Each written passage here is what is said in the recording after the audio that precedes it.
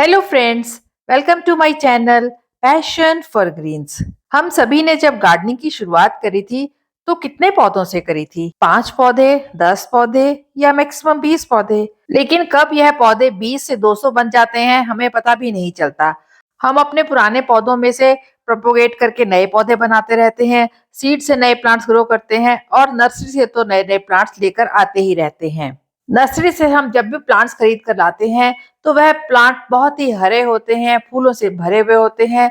लेकिन घर लाने के बाद जब हम उनकी रीपॉटिंग कर देते हैं तो कुछ दिन तो प्लांट अच्छे से चलता है, लेकिन धीरे धीरे उसकी पत्तियां पीली होकर गिरने लग जाती हैं, प्लांट एकदम डल हो जाता है और कभी कभी तो 1-2 महीने बाद प्लांट पूरी तरह से खत्म ही हो जाता है। तो आज इस वीडियो में मैं अपने नर्सरी से लाए हुए प्लांट्स को रीपॉट करूंगी और आपके साथ शेयर करूंगी ऐसे इंपॉर्टेंट टिप्स जो आपको रीपॉटिंग करने से पहले और रीपॉटिंग करने के बाद में खास ध्यान में रखने हैं। इससे आपके प्लांट्स हेल्दी रहेंगे और सालों साल आपके साथ बने रहेंगे। जब मैंने भी नई नई गार्डनिंग शुरू की थी तो ये प्रॉब्लम मुझे भी आई थी, इसलिए यह वीडियो मेरे नए गार्डनर फ्रेंड्स के लिए ज्यादा हेल्पफुल होगी। तो आज इस वीडियो में ऐसे इंपॉर्टेंट टिप्स शेयर करूंगी जिन्हें मैंने अपने एक्सपीरियंस से सीखा है और जिन्हें आप भी फॉलो करेंगे तो आपके प्लांट्स भी रीपॉटिंग के बाद बहुत अच्छे से ग्रो करेंगे और उनमें अच्छी अच्छी फ्रूटिंग और फ्लावरिंग होगी, जिससे आपका गार्डन भी बहुत ही ज्यादा खूबसूरत लगेगा। तो आइए वीडियो शुरू करते हैं।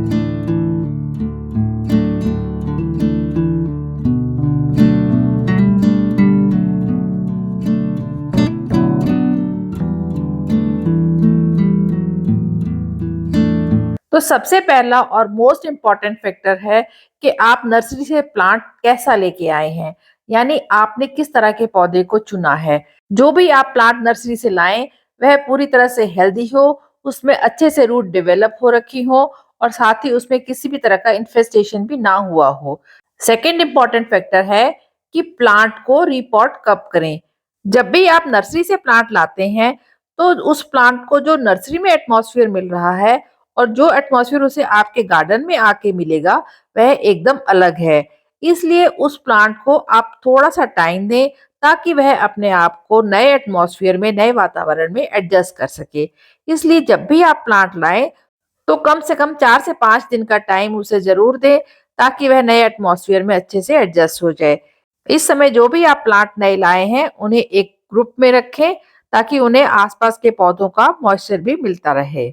अगर आप प्लांट को नर्सरी से लाकर उसी समय रिपोर्ट कर देंगे तो ऐसा नहीं है कि वह प्लांट उसी समय खत्म हो जाएगा, लेकिन उसमें चांसेस ज्यादा हैं कि प्लांट शॉक में आ सकता है और उस शॉक से निकलने के लिए प्लांट को अपनी काफी एनर्जी लगानी पड़ती है।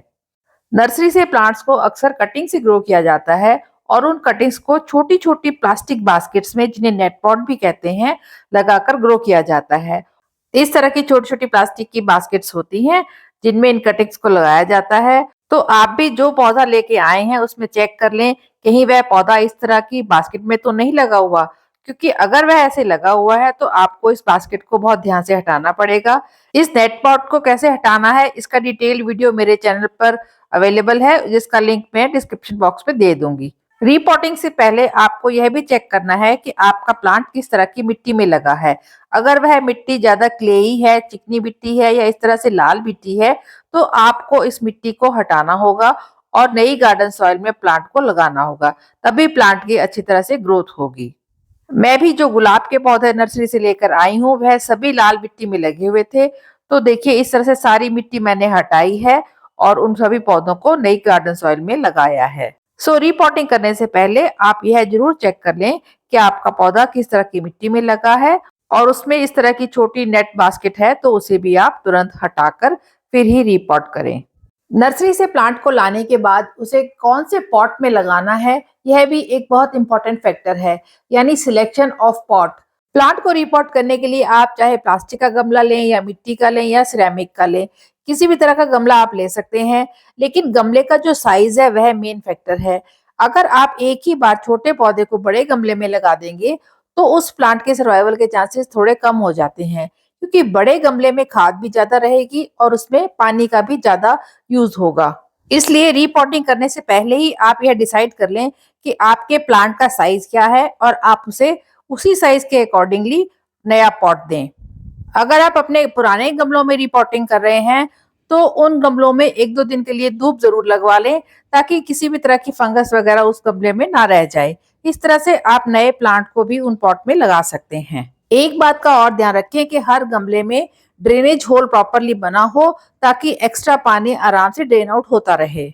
नेक्स्ट इम्पोर्टेंट फैक्टर है सॉइल मिक्स, यानी प्लांट को रीपॉट करने के लिए हम कौन सी मिट्टी का इस्तेमाल करते हैं। आप अगर पुरानी मिट्टी को रीयूज कर रहे हैं, तो उसके लिए इस तरह से जो भी पुरानी मिट्टी है उसे कम से कम 2 दिन के लिए पूरे दिन की धूप दिखाएं। बीच बीच में मिट्टी को इस तरह से शफल भी करते रहें, और जो भी एक्स्ट्रा जड़ें वगैरह हों उन्हें भी मिट्टी से हटाते रहें। उसके बाद मिट्टी को अच्छी तरह से आप छान लीजिए। छानने से क्या होगा, जो भी पुराने कंकर मिट्टी या जड़ें हैं वह निकल जाएंगी और मिट्टी एकदम पाउडरी बन जाएगी। मैंने भी इस तरह से अपने पुराने गमले की सारी मिट्टी को निकाल दिया है, और उसे 2 दिन की धूप लगवाने के बाद एक जाली की सहायता से इस तरह से पूरा उसे छान लिया है। और अब देखिए मुझे कितनी भुरभुरी मिट्टी प्राप्त हुई है, जिसमें जो भी प्लांट मैं लगाऊंगी वह बहुत ही अच्छे से ग्रो करेगा। देखिए इस मिट्टी में कितना अच्छा फ्लो देखने को आपको मिल रहा है। यह मिट्टी बहुत ही ज्यादा भुरभुरी है, और इसमें प्लांट की जड़ें बहुत अच्छी तरह से फैल सकेंगी। लेकिन अब इस मिट्टी में हमें कुछ चीजें मिलानी पड़ेंगी, ताकि यह मिट्टी फर्टाइल भी बन जाए और उसकी उपजाऊ शक्ति भी बढ़ जाए। अब इस मिट्टी में मैंने थोड़ा सा कोकोपीट मिलाया है, ताकि मिट्टी में जो मॉइस्चर है उसको रिटेन करने की क्षमता बढ़ जाए। उसके बाद थोड़ी सी नीम खली डाली है, ताकि प्लांट को किसी भी तरह की फंगस से बचाया जा सके।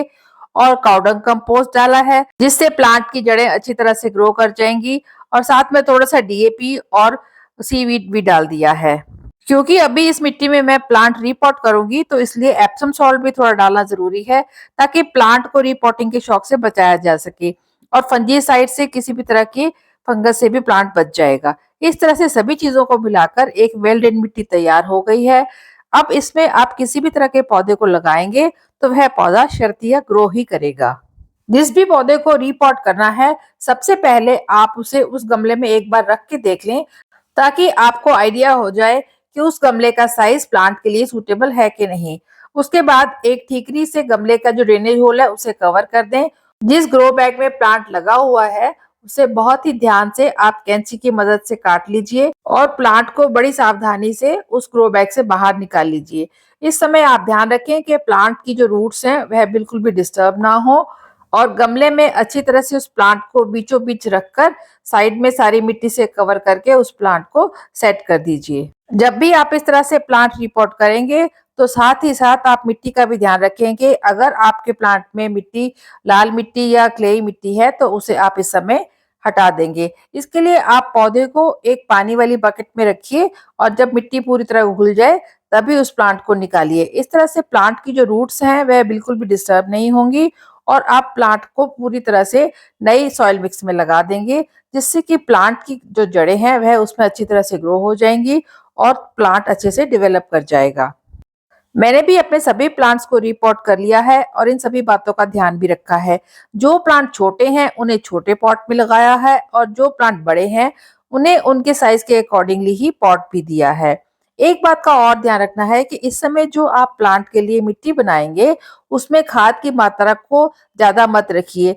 20% खाद इस समय सफिशिएंट है प्लांट की ग्रोथ के लिए, क्योंकि प्लांट अभी छोटे हैं, ज्यादा बड़े नहीं हैं। धीरे धीरे प्लांट अपनी जड़ों को डेवलप करेगा और नई मिट्टी में सेट हो जाएगा। तो आप उसे हर 15 से 20 दिन बाद फर्टिलाइजर दे सकते हैं। अभी जो भी प्लांट्स मैंने रिपोर्ट किए हैं वह सभी विंटर के फ्लावरिंग प्लांट्स हैं, जो कि हैवी फीडर होते हैं, यानी उनमें फूल भी बहुत भर के आते हैं।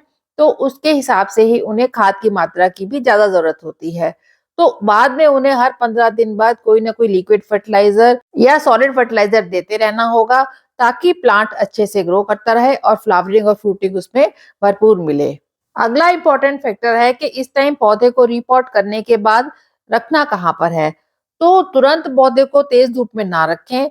1-2 दिन के लिए पौधे को सुबह की धूप दें, और धीरे धीरे उसे फुल डे की सनलाइट में लेके आएं, क्योंकि विंटर फ्लावरिंग प्लांट्स को पूरे दिन की धूप तो जरूरी है, और जितनी धूप इन्हें मिलेगी उतनी ही ज्यादा इन पौधों में फ्लावरिंग होगी। जब भी आप पौधों को रीपॉट करें, तो उसके बाद उनमें एक बार पानी जरूर दें, लेकिन उसके बाद दोबारा पानी तभी दें जब गमले की मिट्टी की टॉप सॉइल सूख जाए। विंटर फ्लावरिंग प्लांट्स को कभी भी गीली मिट्टी में दोबारा पानी ना दें, इससे फंगस की समस्या ज्यादा बढ़ सकती है। वैसे भी विंटर सीजन के प्लांट्स को पानी थोड़ा कम ही दें, और जब भी पानी दें तो फूलों पर तो कभी भी पानी का छिड़काव ना करें, क्योंकि इससे पानी फूलों की पत्तियों में ज्यादा देर तक रुका रहता है, जिससे फंगस की समस्या पैदा हो जाती है। सो पानी का बहुत ही ज्यादा ध्यान रखें। जब भी आप प्लांट की रिपोर्टिंग करें तो हमेशा शाम के समय ही करें, ताकि पौधे को एडजस्ट होने के लिए पूरी रात का टाइम मिल जाए। और अगले दिन सुबह आप उसे अगर अर्ली मॉर्निंग की धूप में रखेंगे तो धीरे धीरे प्लांट धूप में भी एडजस्ट हो जाएगा और प्लांट में रूट्स भी अच्छे से डेवलप होनी शुरू हो जाएंगी। सो फ्रेंड्स, मैंने भी इन सभी टिप्स को फॉलो करते हुए अपने नर्सरी से लाए हुए सभी प्लांट्स को रिपोर्ट कर दिया है। और ये है 1 हफ्ते बाद का अपडेट। सभी प्लांट्स में अच्छे से फ्लावरिंग स्टार्ट हो गई है, और देखिए कितने खूबसूरत फूलों से मेरी बगिया भर गई है। सो आप भी विंटर सीजन के सुंदर सुंदर फ्लावरिंग प्लांट्स को नर्सरी से तुरंत लेकर आइए और इन टिप्स को फॉलो करते हुए उन्हें रिपोर्ट कीजिए और अपने गार्डन में इन सुंदर सुंदर फूलों को ऐड कर लीजिए।